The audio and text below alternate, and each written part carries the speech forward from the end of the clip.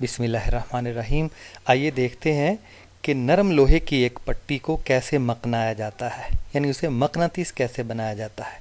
ये नरम लोहे की एक पट्टी है, इसके ऊपर एक मकनातीस को आहिस्ता आहिस्ता रगड़े। मकनातीस के एक सिरे पर एन और दूसरे पर एस लिखा हुआ है। एन सिरा शुमाली कुतब और एस सिरा जनूबी कुतब कहलाता है। जो सिरा पहले रगड़ेंगे एन, तो पट्टी का वही सिरा एन बन जाएगा और दूसरा एस बन जाएगा। पासा पलट दें पट्टी का और मकनातीस को रगड़ने का अमल दोबारा दोहराएं ताकि दूसरी तरफ भी मकनातीस बन जाए। लीजिए जनाब, ये पट्टी बन गई मकनातीस।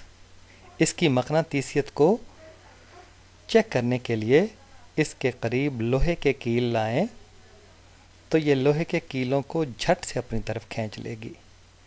इसका मतलब यह है कि पट्टी मकनातीस बन गई।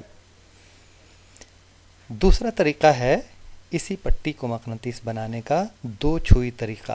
पहले एक छुई था, ये दो छुई तरीका, यानी दो मकनातीस अब छुएंगे।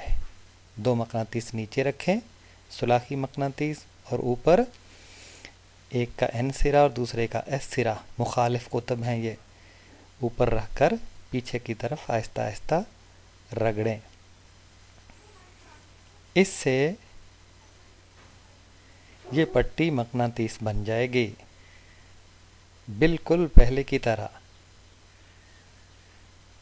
बार बार दोहराने से एक सिरा एन और दूसरा एस बन जाएगा।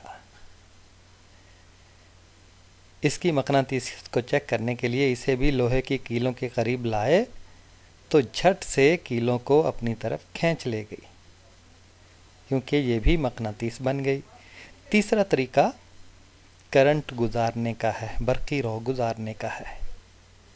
बरक़ी तरीका कहते हैं इसे। ये नरम लोहे की एक पट्टी है, इसके ऊपर तांबे की एक तार लपेट दी और डीसी बैटरी के साथ जोड़ दिया।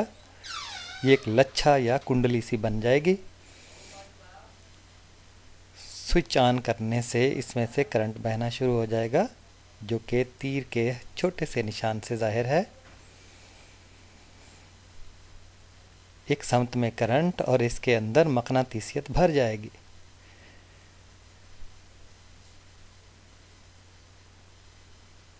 समत मालूम करने के लिए कि सिरे पर जो जिस समत में करंट बह रहा है, अगर घड़ीवार समत में है, क्लॉकवाइज डायरेक्शन में, तो वो सिरा एस सिरा होगा, जनूबी कुतब।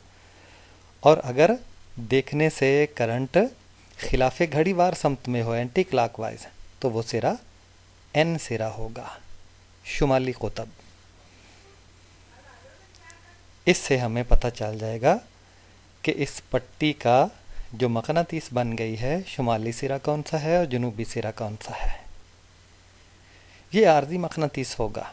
जो ही करंट बंद करेंगे फौरन मकनातीसियत ख़त्म हो जाएगी। ये देखें, ये भी लोहे की कीलों को या बुरादे को फौरन अपनी तरफ खींच लेता है।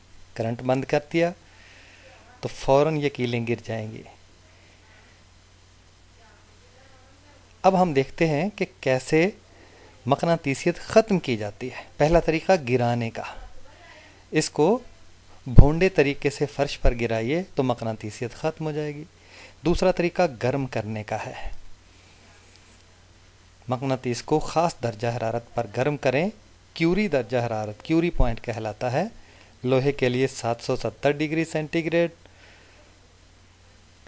स्टील के लिए 880 दर्जे सेंटीग्रेड, निकल के लिए 368 दर्जे सेंटीग्रेड और कोबाल्ट के लिए 1121 दर्जे सेंटीग्रेड पर गर्म करें, तो इनमें से मकनातीसियत ख़त्म हो जाएगी। तीसरा तरीका है दो एक जैसे कुतबों को आपस में मिला दें। एन कुतब एन के साथ हो और एस एस के साथ हो, तो इनमें से मकनातीसियत आहिस्ता आहिस्ता निकलना शुरू हो जाएगी। ज़िद मकनातीसियत का अमल कहलाएगा।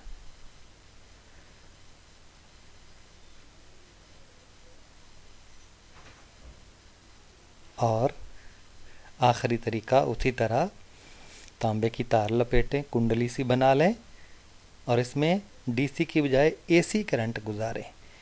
एसी चूँकि कभी मुस्बत होता है कभी मनफी होता है, तो इसलिए जो चार्जों की तरतीब हो चुकी होती है, मालिक्यूलों की ख़ास अंदाज से कुतबियत बन चुकी होती है, वो कुतबियत टूट जाती है एसी करंट से। तो इस तरह मकनातीसियत ख़त्म हो जाती है।